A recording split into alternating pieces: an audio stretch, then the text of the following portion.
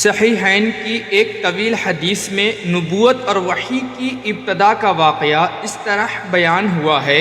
ام المؤمنین اماں عائشہ رضی اللہ تعالی عنہا نے فرمایا کہ سب سے پہلے رسول اللہ صلی اللہ علیہ وسلم پر سلسلہ وحی رؤیائے صالحہ یعنی سچے خوابوں سے شروع ہوا، جس کی کیفیت یہ تھی کہ جو کچھ آپ خواب میں دیکھتے بالکل اس کے مطابق واقعہ پیش آتا، اور اس میں کسی تعبیر کی بھی ضرورت نہ تھی۔ صبح کی روشنی کی طرح واضح طور پر خواب میں دیکھا ہوا واقعہ سامنے آ جاتا۔ اس کے بعد رسول اللہ صلی اللہ علیہ وسلم نے مخلوق سے یکسوئی کی اور اللہ کی عبادت کے لیے آپ نے غار حرا کو منتخب فرمایا۔ یہ غار حرا مکہ مکرمہ کے جبل نور کے چوٹی پر ہے، جو مکہ سے 3 میل کے فاصلے پر ہے۔ حضرت صدیقہ رضی اللہ تعالی عنہا فرماتی ہیں کہ آپ اس غار میں جا کر راتوں رات رہتے اور عبادت کرتے تھے، جب تک اہل و عیال کی خبر گیری کی ضرورت پیش نہ آتی وہی مقیم رہتے تھے، اور اس وقت کے لیے آپ ضروری توشہ لے جاتے تھے، اور پھر توشہ ختم ہو جانے کے بعد حضرت خدیجہ ام المؤمنین کے پاس تشریف لاتے اور مزید کچھ دنوں کے لیے توشہ لے جاتے، یہاں تک کہ آپ اسی غار حرا میں تھے کہ اچانک آپ کے پاس حق یعنی وحی پہنچی۔ حضرت صدیقہ رضی اللہ تعالی عنہا فرماتی ہیں کہ وحی آنے کی صورت یہ ہوئی کہ فرشتہ یعنی جبرائیل امین آپ کے پاس آیا اور آپ سے کہا اقرا یعنی پڑھیے۔ آپ نے فرمایا ما انا بقاری یعنی میں پڑھنے والا نہیں ہوں۔ حضرت صدیقہ رضی اللہ تعالی عنہا کی روایت میں ہے کہ آپ نے فرمایا کہ میرے اس جواب پر جبرائیل امین نے مجھے آغوش میں لے کر اتنا دبایا کہ مجھے اس کی تکلیف محسوس ہونے لگی۔ اس کے بعد مجھے چھوڑ دیا اور پھر وہی بات کہی اقرا۔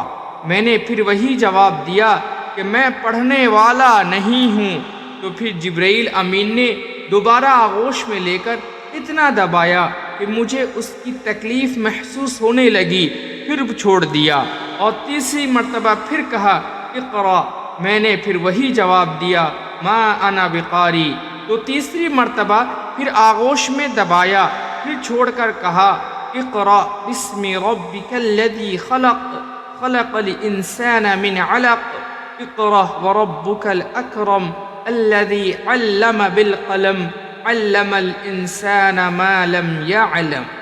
قرآن کی یہ سب سے پہلی 5 آیتیں لے کر آپ گھر تشریف لائے۔ آپ کا دل کانپ رہا تھا۔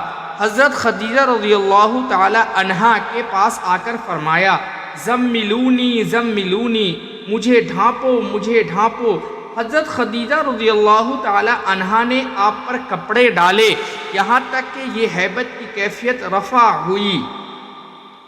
حضرت صدیقہ رضی اللہ تعالی عنہا فرماتی ہیں کہ افاقہ کے بعد رسول اللہ صلی اللہ علیہ وسلم نے حضرت خدیجہ رضی اللہ تعالی عنہا کو غار حرا کا پورا واقعہ سنایا اور فرمایا کہ اس سے مجھ پر ایک ایسی کیفیت طاری ہوئی کہ مجھے اپنی جان کا خوف ہو گیا۔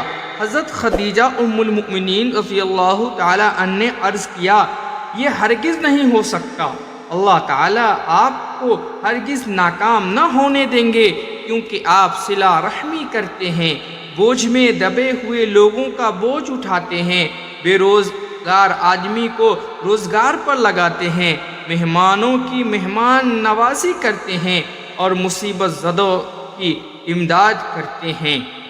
اس کے بعد حضرت خدیجہ رضی اللہ تعالی عنہا آپ کو اپنے چچا زاد بھائی ورقہ ابن نوفل کے پاس لے گئے۔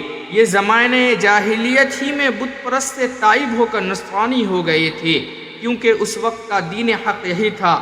ورقہ ابن نوفل لکھے پڑھے آدمی تھے، عبرانی زبان بھی جانتے تھے، اور عربی تو ان کی مادری زبان تھی ہی، وہ عبرانی زبان میں لکھتے تھے اور انجیل کو عربی زبان میں لکھتے تھے، اور اس وقت وہ بہت بوڑھے تھے، بڑھاپے کی وجہ سے بینائی جاتی رہی تھی۔ حضرت حضرت خدیجہ رضی اللہ تعالی عنہا نے ان سے کہا کہ پہلے ان کی بات تو سنیے۔ ورقہ ابن نوفل نے حضرت صلی اللہ علیہ وسلم سے حال دریافت کیا تو آپ نے غار حرا میں جو کچھ دیکھا بیان کر دیا۔ ورقہ ابن نوفل نے سنتے ہی کہا یہ وہی ناموس یعنی فرشتہ ہے جس کو اللہ تعالیٰ نے حضرت موسیٰ علیہ السلام پر اتارا تھا۔ کاش میں آپ کی نبوت کے زمانے میں قوی ہوتا، کاش میں اس وقت زندہ ہوتا جبکہ آپ کی قوم آپ کو وطن سے نکالے گی۔ رسول اللہ صلی اللہ علیہ وسلم نے تعجب سے پوچھا کیا میری قوم مجھے نکال دے گی؟ ورقہ نے کہا ہاں بلا شبہ نکالے گی، کیونکہ جب بھی کوئی آدمی وہ پیغام حق اور دین حق لے کر آیا ہے جو آپ لائے ہیں تو ان کی قوم نے ان کو ستایا ہے، اور اگر میں نے وہ زمانہ پایا تو میں آپ کو کی ضرور مدد کروں گا۔ مگر ورقہ اس کے چند روز بعد ہی انتقال کر گئے۔